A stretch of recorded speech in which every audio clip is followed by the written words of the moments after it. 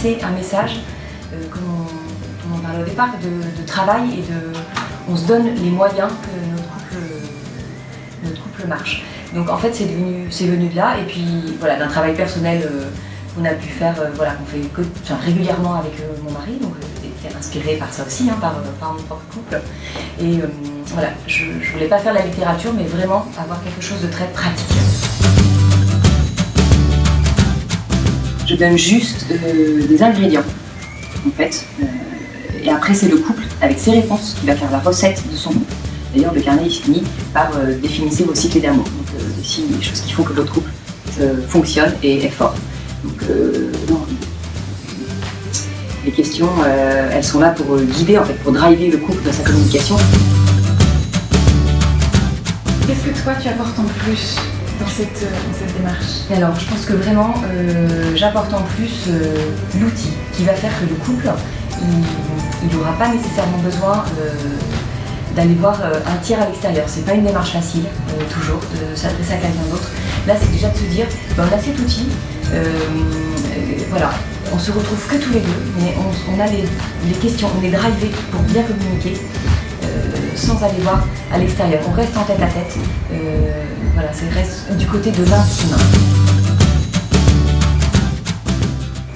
Un couple qui communique bien, c'est un couple qui sait se donner du temps à deux, qui sait où est sa priorité, et qui sait que sa priorité c'est son couple, et qui fait en sorte que sa priorité ça soit le couple. Donc qui met en place des moyens, justement, voilà, d'être à deux, de se préserver du temps à deux. Ça pour moi c'est vraiment une base. Et après, un couple qui communique bien, c'est un couple qui sait, où chacun sait parler, chacun sait se livrer avec confiance, dire ce qu'il ressent au fur et à mesure du temps, et puis où chacun sait écouter, se mettre dans une position d'écoute active, va chercher à penser pour l'autre, mais à écouter l'autre, essayer de comprendre ce qu'il ressent, se mettre à sa place. Et ça, dans un dialogue, ce sera déjà une bonne partie du chemin de fer. On n'a pas toujours la solution à apporter à l'autre, à son problème, à sa difficulté, mais par contre, l'écoute, le fait de l'écouter et de dire effectivement je t'ai compris, ce sera déjà pour lui un apport essentiel. Donc voilà.